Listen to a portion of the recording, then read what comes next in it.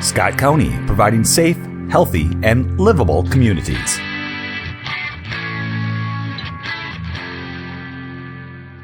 We move to 5.1, and that is to receive information on Scott County delivers topic employee relations. And I'm assuming, Chris Harder, you're going to kick that off. I am. Good morning, Mr. Chairman. Morning. Commissioners. We're here this morning to talk about the work of our Employee Relations Department. We talk all the time internally about the fact that our staff are our biggest investment, probably our biggest asset. And so we're here today to talk about what that workforce looks like since COVID and how different things are since COVID. We want to talk a little bit about some of the changes that have brought forth from a hybrid work environment and what that means for training and supervision and support and all those things. We want to talk a little bit about some of the different expectations employees have of employers now. And we know that ER doesn't hold the answers to all those questions, but I think they do a really great job in the leadership of bringing forward the questions that we need to focus on and that we need to work together on. So we're appreciative of their time and effort being here today. What I'd like to do is have folks on the facilitators introduce themselves, and then we'll move to the panel, ask each of you to introduce yourselves and just really quickly what your role is here, and then we'll get started. If everybody could just hit those volume buttons on your microphone. Thanks. All right, Danielle, do you want to start? Sure. Good morning, everybody. Danielle Fox, Health and Human Services Deputy Director. Good morning, everybody. Vanessa Strong, Water Resources Supervisor for Scott County. I'm Scott Gettle. I'm the Controller, supervise payroll and assist employee relations, automation efforts and data management. I'm Lori McMillan, and I'm a Program Specialist in Employee Relations. I'm Kevin Nelson. I am the Safety Programs Coordinator in Scott County. I am a liaison between the departments and ER in terms of safety. Good morning. I'm Adam Peary, the Chief Deputy at the Sheriff's Office. Good morning. My name is Joan Schwartz. I am the HR Business Partner for the Sheriff's Office, and I also serve as the Training Coordinator for the county. Good morning. I'm Lori Huss. I'm the Employee Relations Director. And Danny Lenz, Deputy County Administrator. Okay. Great. Thank you. I'm wondering if we can start off on page 10, which talks about some of our major assets that are potentially leaving Scott County. This is about employees that are leaving the county for either retirement or other employment. And I'm hoping to ask some questions of Adam and Kevin. So Adam, under reason for leaving, a number of folks note commute time or schedule flexibility. We know that, again, those expectations have changed with COVID-19. I'm wondering how the Sheriff's Department is addressing some of those, knowing that the work that you do is not necessarily able to have some of those things in mind. And then Kevin, I wonder if after that we could jump to you and talk about some of the safety expectations that our staff have, noting that another one of those reasons was the type of work of why we're seeing people move on. So how we're supporting staff in that safety.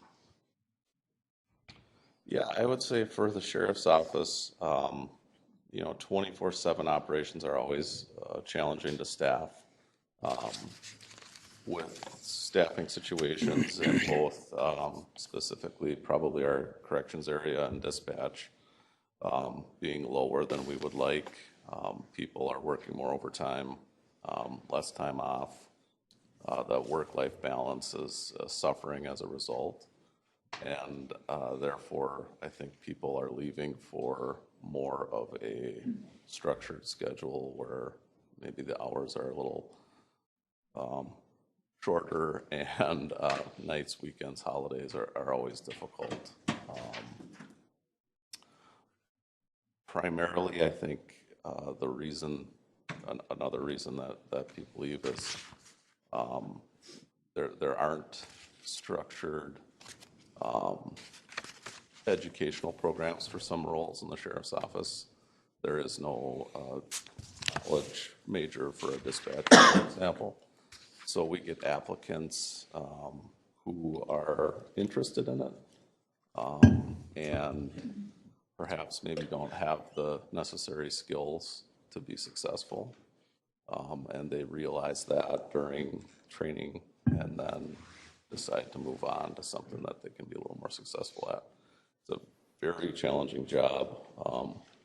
The multitasking, the attention to detail is crucial, And again, it's a real special person that can do that job at the level that we need to have here in Scott County. Joan, do you see some training opportunities there? Are there things that you have done with that team? You know, what we have done with regard to really on the recruitment side of it, we have multiple tests that we do. So we're really trying to pre-screen as best as we can. But as Adam indicated, it's a pretty rigorous, 16 weeks training schedule. So it is challenging, and then that's where we get people, halfway into it, and we find out that while they can do one facet, then when you add additional facets on, they're not able to perform the job. So, yeah, we definitely have tried to refine the hiring process over time to at least try to get the best candidates coming in. And of course, there's always going to be training opportunities. What do we know about the effectiveness of the hiring and referral bonuses? I'll take that one, I guess, right out of the chute. I think it's still a little bit early. I think I recently did an update to the numbers when we had an HHS management team meeting, and we have still seen turnover in both the corrections area and in the dispatch area. The only area where we have not had any turnover since implementing the hiring bonus has been in the deputy sheriff area. So it's still fairly early to tell, and one of the things that I think we could also do to promote that wider is that the referral bonus, there's been only one county employee other than a sheriff's office employee that's actually received the hiring bonus. So there's lots of opportunity for employees to refer other folks to Scott County to work in the sheriff's office. Danielle, the one piece I'll add that I think is a bright spot to call out there is those who have had referrals, so that mentor inside as part of that program, are the ones who are staying. So we haven't had turnover for those who have come in with a referral. And so I think that speaks to the strong need for mentors and peer mentors for people to just have that support within the organization. So that's something we're watching. It's too early to tell that that's an absolute, but I certainly think it's a bright spot to watch. And then Kevin, how do we make our employees feel safe once they're here? We've got a number of jobs where people are going out into the community. They're working with some intense needs. How do we make them feel safe when they're out in the community and in our settings? Yeah, I think it's important for us not to sort of estimate what really COVID did. I think it had a huge impact on the safety consciousness of people. And I think that when we start talking about some of the turnover issues, the profile of our employees changes quite a bit. We were recognizing the other day that we have a large portion of our workforce now, in light of the turnover, of people who come to us from an experience of a high school or college where normal safety things are taken into consideration, some drills are played out, and when they come to us, we may not have that robust safety drill system or what have you. So we really are challenged with sort of, and that's happening right now, we're looking at some different ways to support the employees, to offer some of those trainings that they're concerned about in safety areas that they're concerned about. The profile of our clients has changed. Our county, in just that little 2 years that we went through, our county changed a lot. The expectations of our employees changed a lot. And I think that there are some situations that get amplified, and then that creates a lot more fear in people. And so they're sitting at home, they feel safe, they come back to work, and some things are amplified, and they're saying, we want that support. And we recognize that, and we're really working hard right now to put some things into place that allow for some training, and then really listen to the employees and hear what they want, because we want to bring that training to them that they desire. The other thing is working with those supervisors and those directors and those managers, and to sort of recognize that that dynamic has changed and what systems we may have to put in place, including maybe drawing back some of the processes or operations that we are doing to say, the people aren't feeling safe doing that, how can we mitigate that in some way? And then working with those directors and supervisors to change some of those processes. And that is a difficult thing to do because we have some laws that require us to do certain things. And so we have to sort of walk that tightrope. But I think our support of safety is in front and center right now, and I think that's really important. And I think that the employees are feeling more supported in that way. So I have a general question. It's kind of relating to slides 13 and 14 about diversity and how our workplace kind of reflects our community culture. You take a look at slides 13 and 14, and you can see on slide 14, we're certainly making some strong progress towards our goal of trying to get our workforce to reflect the diversity of our community. I am curious, is this a challenge that's faced by other metro counties? And if so, how is Scott County doing compared to other counties in the area? So I can jump in on that one. Yes, it is. I think it's a focus and it's a desire of all metro counties, I think all counties in the state, to continue to evolve the organizations to match the communities that they're serving. So yes, I think it's an equal and important subject all around. The next part of your question was more, what are we doing in order to address it, or what are the differences that we're? A little bit like, how are we doing in our workplace diversity compared to some of the other counties in the area? Yeah. I think, again, some of the other counties, especially in the metro, have a different makeup of their communities, so they're, I would say, further along in that journey. But when I look at the numbers of, say, Carver and Rice and some of the counties that surround us, I think we're all doing about the same and doing a good job in advancing those numbers in the way we want to.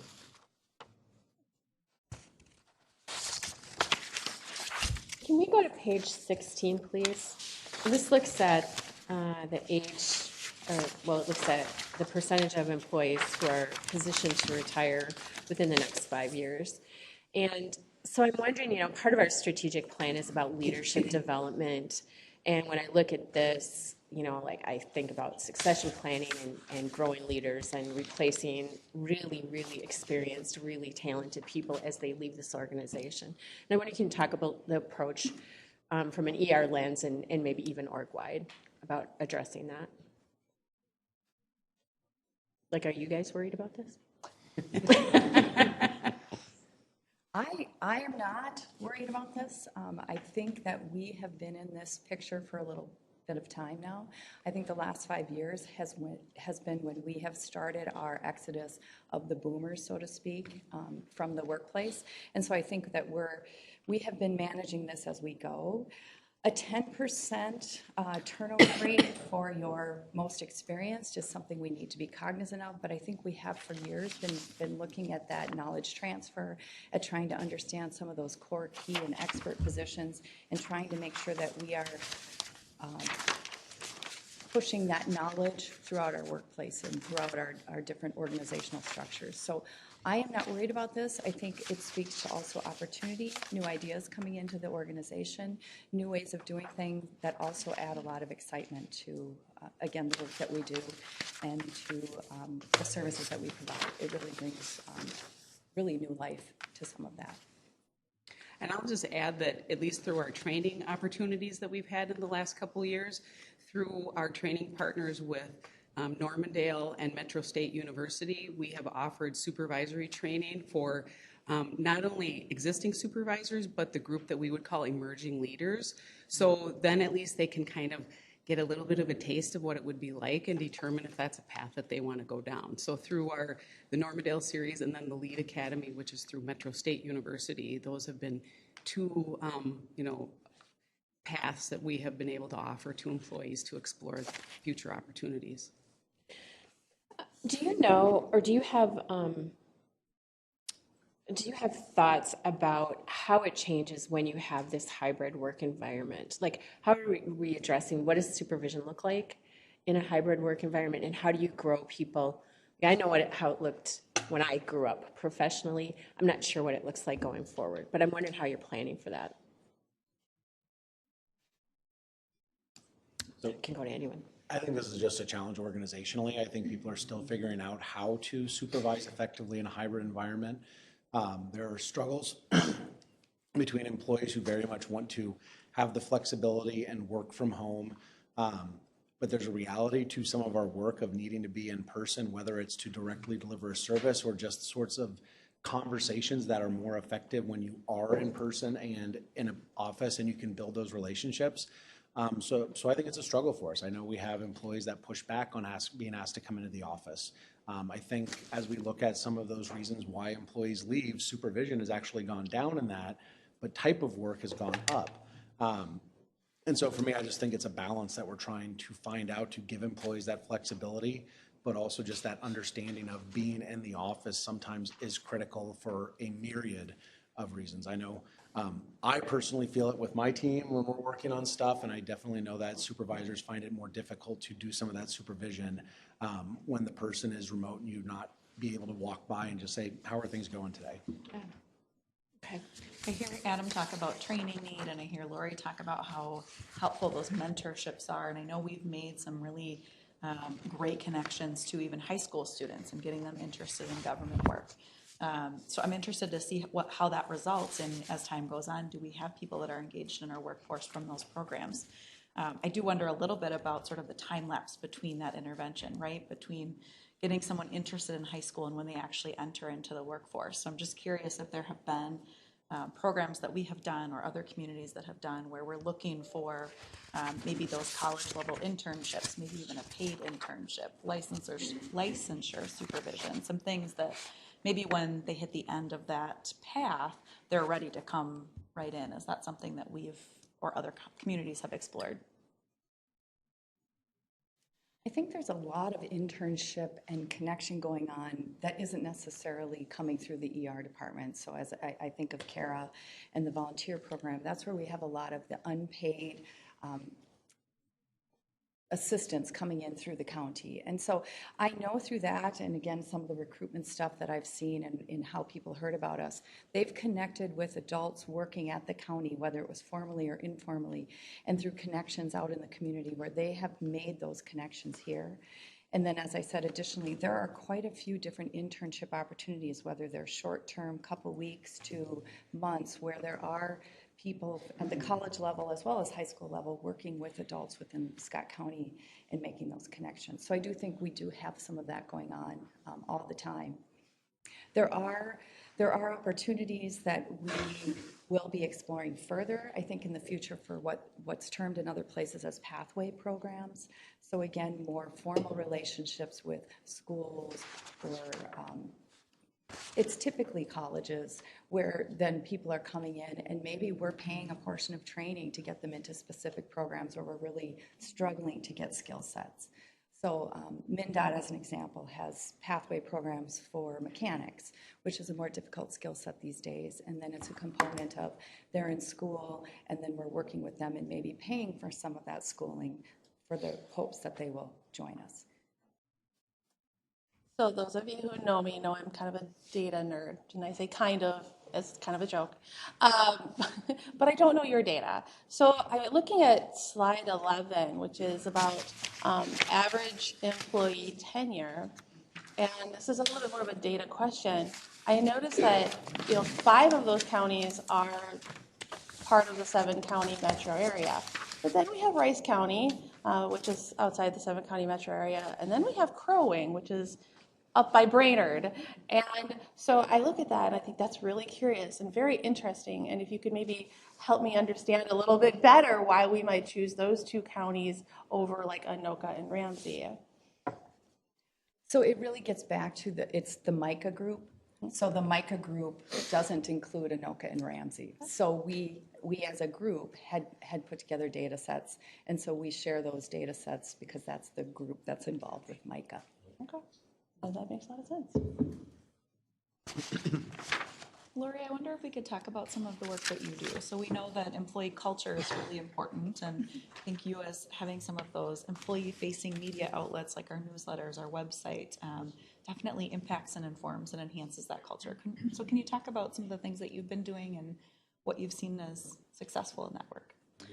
Well, when I first started within the department, I kind of did, I was familiar, obviously, with the Scott Connects and the communications that happen as a employee, but I kind of went through and did some auditing, so to speak, and found that there were many broken links on Scott Connects, things that led to scoops still, and there was just a lot of work that needed to be done.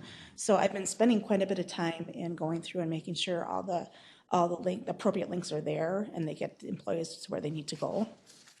For example, there were 50 broken links that I found when I first did my audit, and I'm like, oh boy, how am I gonna? So it took a little bit of time, but and I'm also working on updating some of the things. As you know, I like to create things, and communication is my passion. So I'm working on the different announcements through Scott Connects and trying to really bolster that communication system for all employees. I think that's not the sole answer for communication. I think there's a lot of avenues we can go to improve that.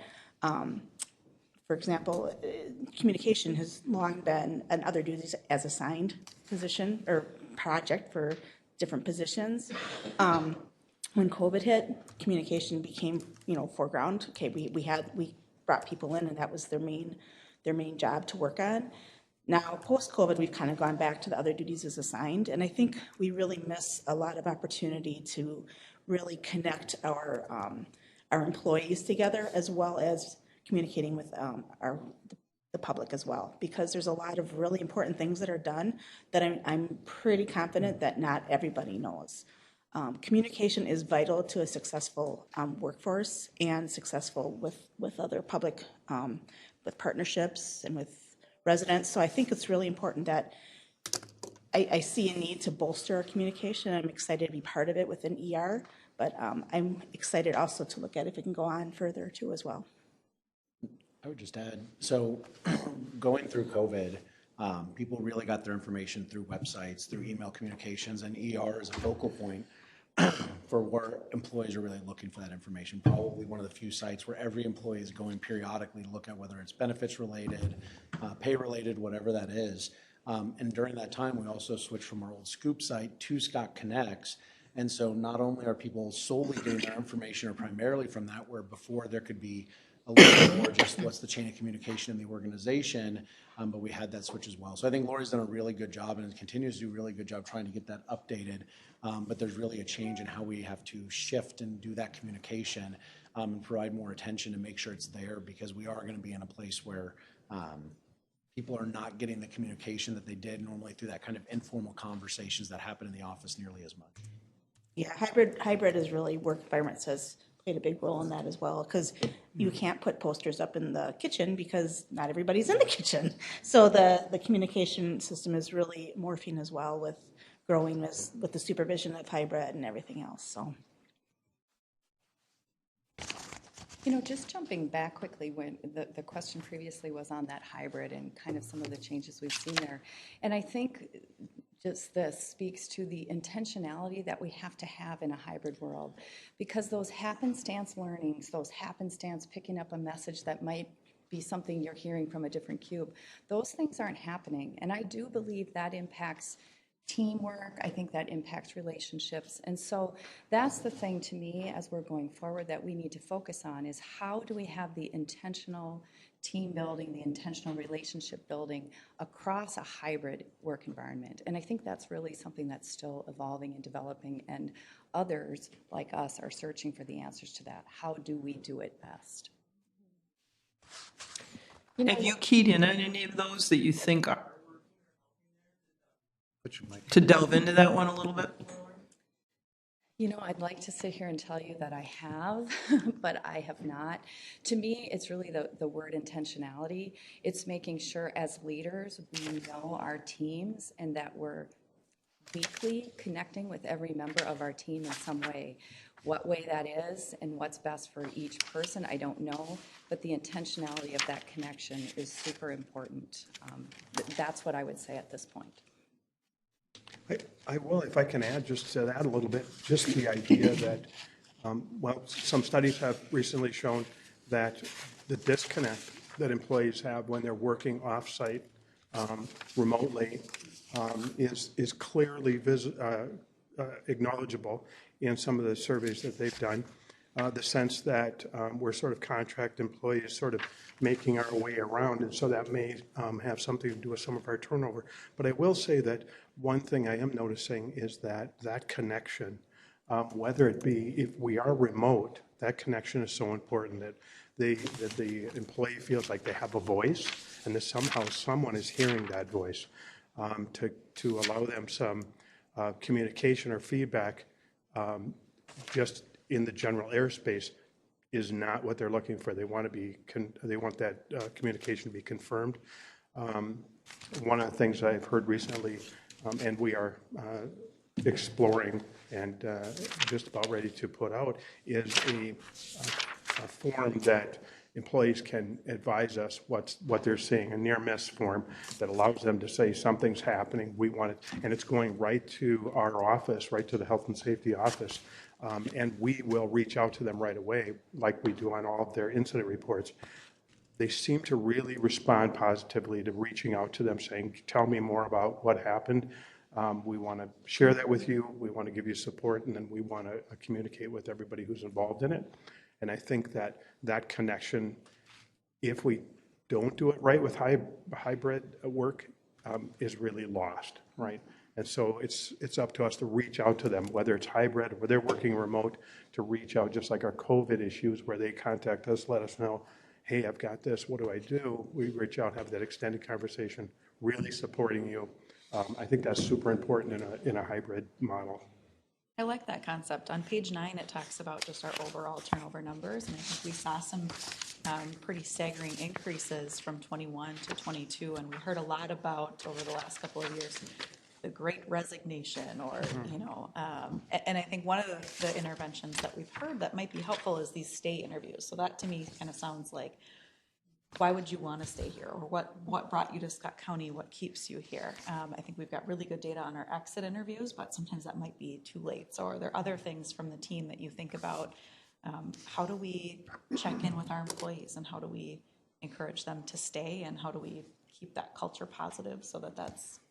Well, I will say that most recently, the board and the administration have invested in a nice wellness room.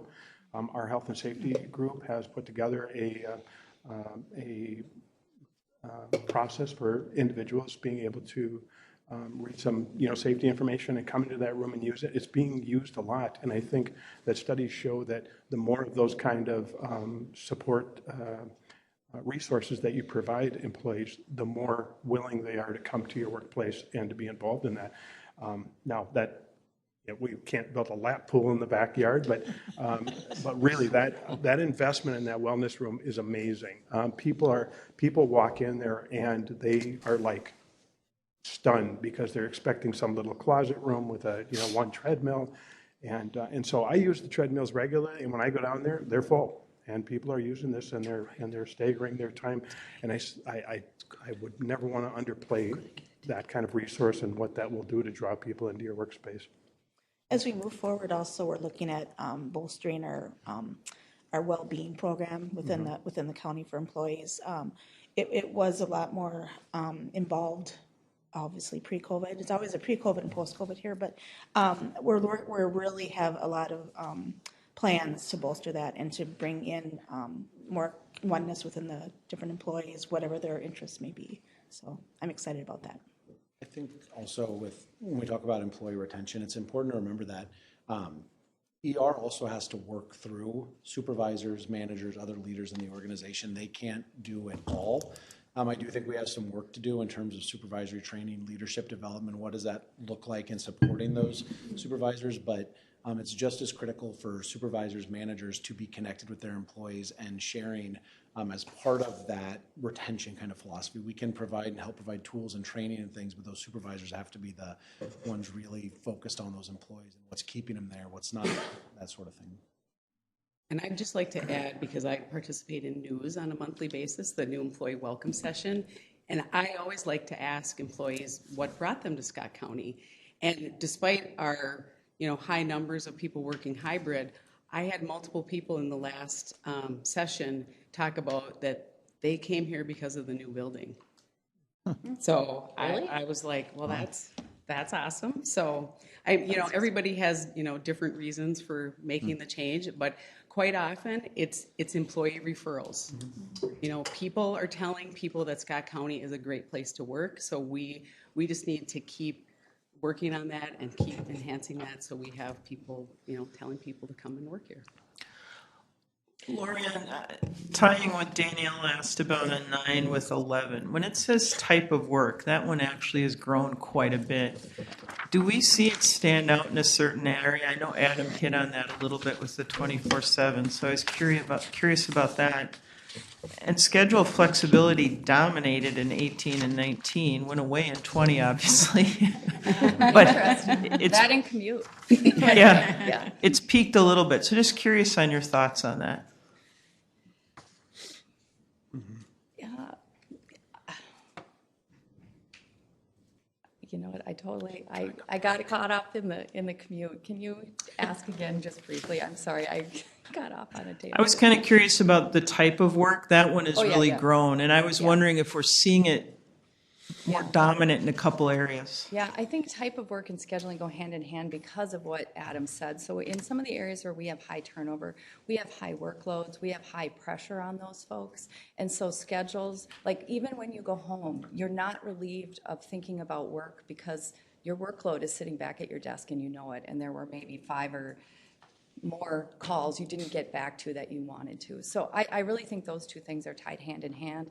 And so as I'm looking at the exit data, the type of work they're leaving is that, the workload, the stress, the need that doesn't seem to end, it just keeps coming.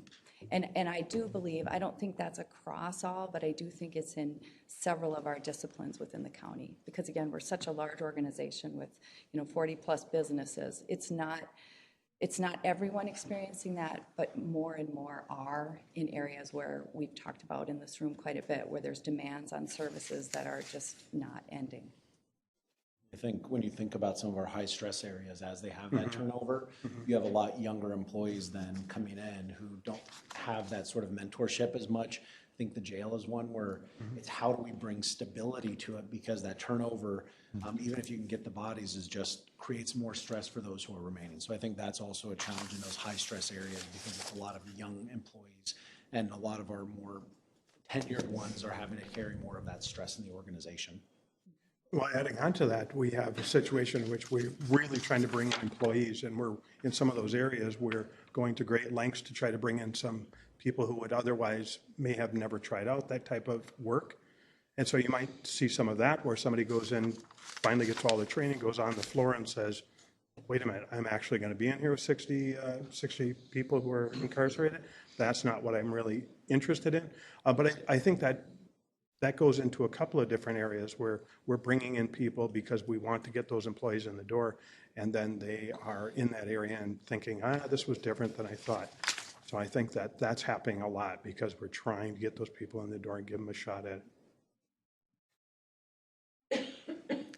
I just have a technical question on this exit survey. Do we know what percentage of people who leave participate in exit surveys? About half.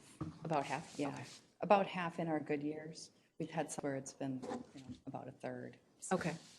All right. So there's a lot of really great data here, and there's so much great data that I'm kind of curious from each of you, which one of these KPIs or which one of these slides would each of you hope would be very different in like 3 to 5 years? Which one do you hope will see the most change?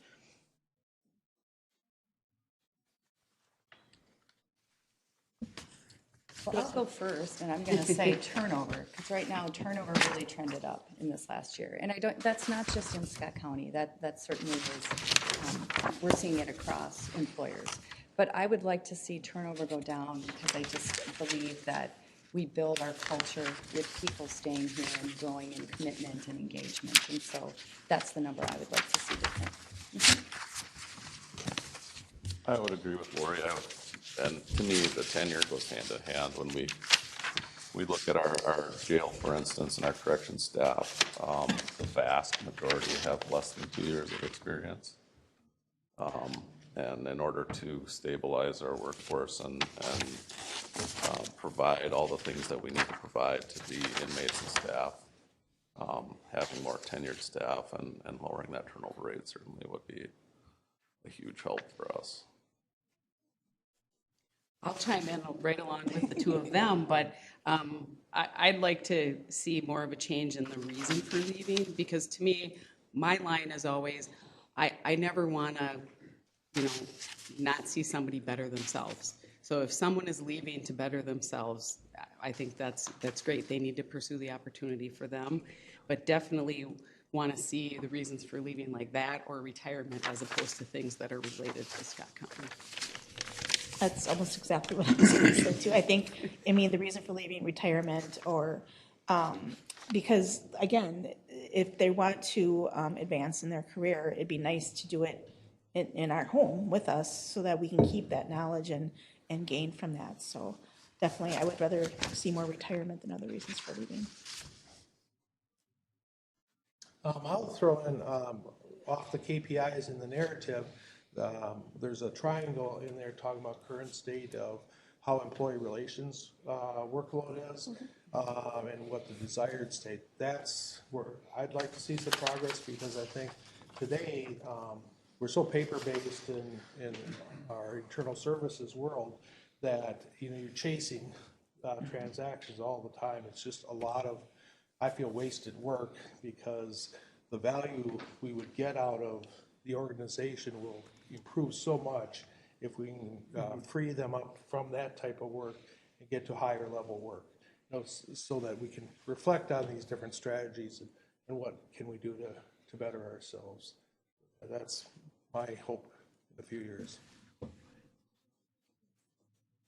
I would say, for me, the increasing the diversity of our workforce. We are a rapidly growing county. We are a rapidly diversifying county, and it's important that our workforce better reflect the population we serve. We're just going to be able to provide better services if we do. And so I think over the next 5 years, that's what I would like to see. And I think we've made a lot of progress in that area, but just to continue that progress, I think, is important for us organizationally.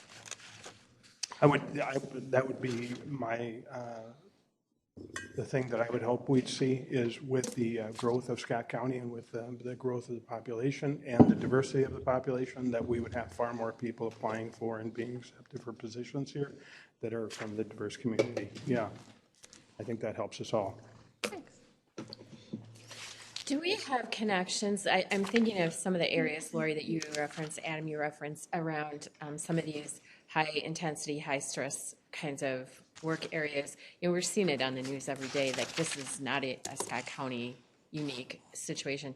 Do we have connections to people who are looking at this from a regional standpoint, or do we have connections to our partners in other counties to not be reinventing the wheels 7 times over in the metro? I think there's pockets of that from the HR side. I know HR directors get together and talk about these different things. And I know in working with supervisors and managers that they also have groups that they're looking at things specific to their particular areas and work units. So the broad answer is yes. Specific answers to how to resolve those continue to evolve. We continue to try different things, and we're still at the drawing board. I think to the comment about the administrative workload that's in that chart with the triangles, I do think it's really important for us to get to that more consultative, that more analysis side for the organization. All the things we're talking about suffer when we can't spend time focusing on them from an organizational strategic level. And that's a big shift that we have to be successful in. When I look at those triangles, for me, the current state, we're chasing a lot of things. Again, because we have paper and we have systems, and there's just a lack of efficiency, so we spend time chasing things down. And in the desired state, it's more of a proactive environment where we are out ahead of things. We have lots of really good ideas, but because we're spending so much time chasing, we just don't have the time to put things into motion that get us proactive and out in front of some of the major issues. And so that is our hope as we're looking towards the 2030 vision of what ER services might look like in the organization. Okay, thanks. Last questions from the facilitators? Maybe for Lori or Danny, can you talk a little bit about, there's all of these things happening. Our community is growing, our workforce is growing. There's so many things that we want to or could be doing. How do you prioritize, and what are some of those big priorities over the next couple of years? So prioritization is always difficult because there's a lot of stuff that we have to do. You know, that's one of the functions of ER is regulatory and have to do legal compliance. I think it's about organizational prioritization. For me, the biggest one that I have when it's regarding ER is training. I think that we are behind on training, whether it's supervisory training, leadership development, organizational development. And I think when we think about it organizationally, it's not, again, just on ER to do it. It's going to take efforts from the rest of the organization to support and say, what does that look like? What does it need to be? And so it's the organization looking to provide resources and support for those things if it's a priority. And I think we are going that direction. My last question actually goes back to some of that earlier conversation with turnover and onboarding and hybrid, and you guys have done so much in such a tiny window. What is the one thing you're most proud of when you look back over the last couple of years with how you've evolved onboarding so many different people in such a new type of work environment? What kind of is that one thing you said, we did that and that was really amazing? Well, as the newest member to the family here, well, actually, second newest now because we have Mandy. I am really happy. I'm really proud of the work that Scott's helped us with and getting some automation in. We're still paper, but with some of the leaves and the different onboarding, offboarding, trying to get that more automated so it takes less time for every piece of movement in an employee's part. I mean, he's been very ingenious and developed a lot of things that have really made it a lot easier in the last year.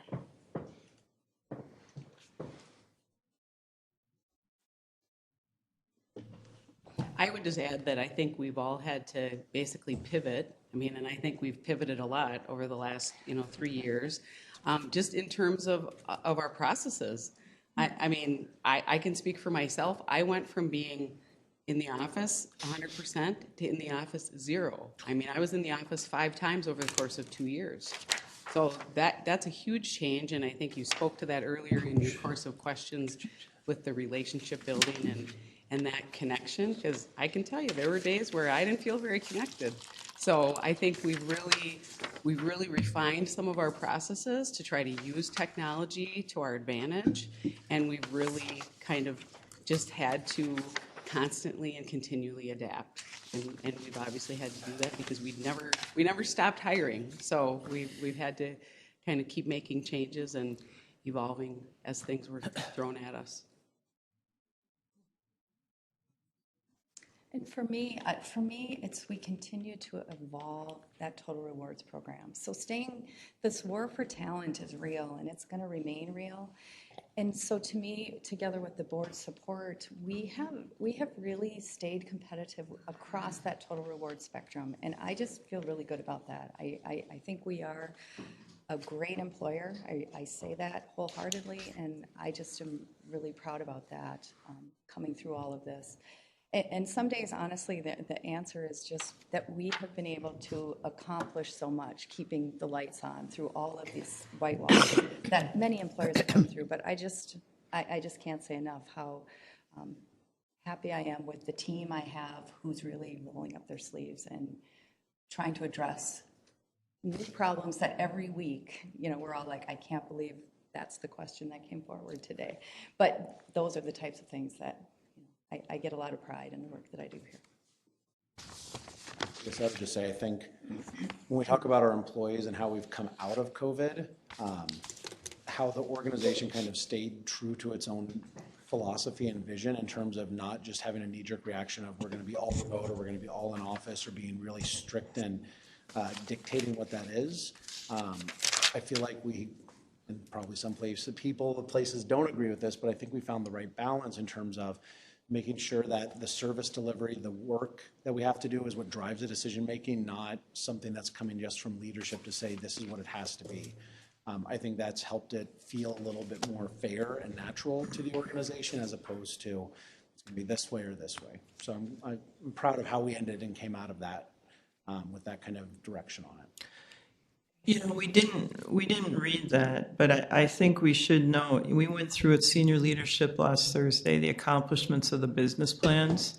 And I think ER, even though we see some of the things not going so well at times, we really do need to recognize that they have completed the pay equity and class study, which is no easy task, right? They have developed an inventory and assessment training that was put into play.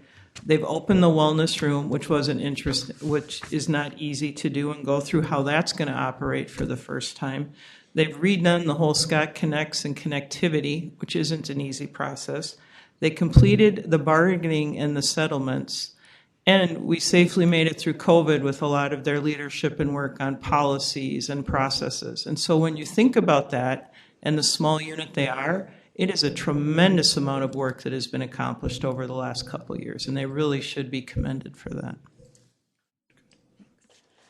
On that note, Mr. Chair, I think I'll turn it back to you. Thank you, Leslie. Thank you. Commissioner Howard. Yeah, I got a number of comments and maybe some questions in here, I don't know.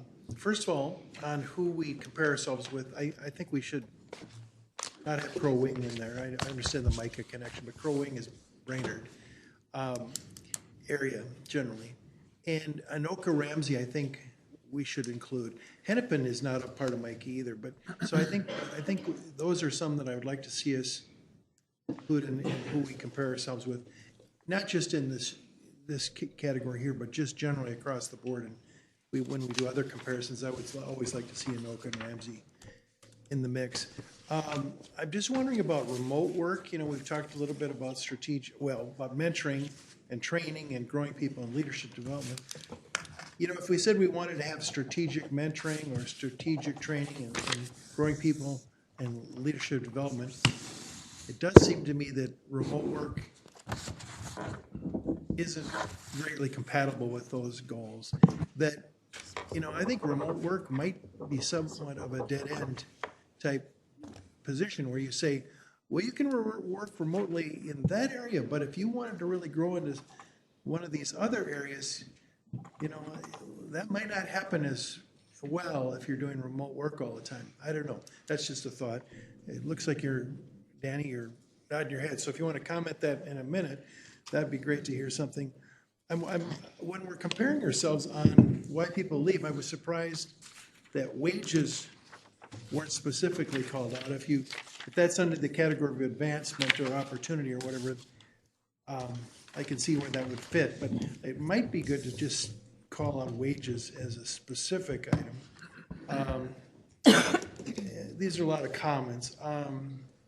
Now, in the sheriff's, I want to say in some cases it might be good to see, especially if we have some real unique issues in certain departments, like if we've got lots of turnover in dispatch or lots of turnover in the sheriff's department with the jail and stuff. You know, the moves that we've made with hiring with like in the sheriff's department with jail, I would expect to see dramatic improvement in retention or dramatic reduction of turnover. I mean, we're theoretically making it a better place to work by the hiring moves we've made. So I guess I'd like to see that, you know, maybe break out those so we can see how those affect the overall. It is a little concerning, and most of these are comments, you can respond to all of them or any of them. See turnover up, tenure down, and impression down, you know. And so I guess I sort of wonder if some of those are related. I have the theory that a happy employee treats the customer well. You know, so if they're not happy in some way, that will spill over to the way our customers, our citizens, our residents are being treated. So impressions down, tenure down, and turnover up. Those, I wonder if those are related, and those are concerning. And I guess I'd be all in favor of more strategic mentoring, more strategic training, more growing leadership development. And then aside from all this, anything we can do to work on the overall health of the organization, whether it's, I don't know what it would be. We used to have regular whole county type events and have some fun together and celebrate and have fun and have these, whether it's a cookout or whether it was a cornhole tournament we had one time, or we had a hypnotist at one event. I mean, these are going way back. But we had some fun events that really, I think, contributed to the overall health of the organization. I don't know. That's a constellation of comments. I don't know if there's any questions there, but you can certainly feedback on anything I've said. So let me see where I can start. The mentoring, the strategic mentorship, I absolutely agree. I think it's hard for people to look at advancement without that connection. You lack opportunities to connect with different groups. You're not as connected to the other employees. You're not seen as being maybe as good as you are when you're not really in the office. It's very difficult, though, because a lot of employees want that remote capability to work. And trying to encourage them to be in and present is a fine line between, are you encouraging them and saying this is what that looks like versus telling them that they need to come in the office, which is how it can feel even without telling them that. So it is something I think that there needs to be some kind of internal feel of, if you're really looking for advancement, presence and connection are important to that. And it's just how, it's not intended to say you're not doing a good job if you're not here. It's just how people see it. When people are here, people feel like they're doing more work. Your comment on the impression of county employees and the turnover rates, I do think we're dealing with a similar thing that other places are doing. The impression of employees, I believe, was down across the board in that survey for all of our comparators as well. And so there's, I think, just a general decline in the feelings towards government employees or government in general over the last few years between the survey.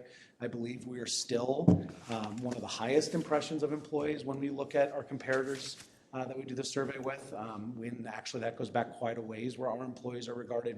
I think the term in the survey is much higher than our peers, but it is down overall. And I think turnover, I think you're right, as we have newer faces there, they don't get their job done as quickly, they take more time to do things, that there could be that impression going down. But for that survey overall, I think it's just a general impression about government overall.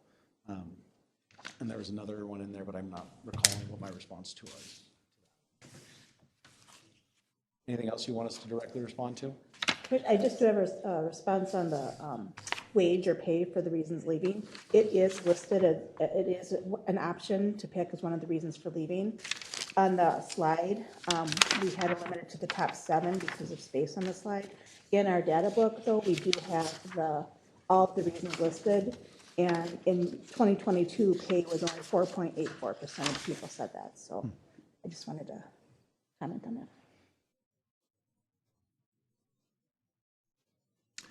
I guess I just didn't even see it here. Am I missing it on page 10? It's not on there. It's too small. It wasn't one of the top Small. 7. It's not one of the top 7 reasons. Okay, well, that's astounding, actually. It's not one of the top 7.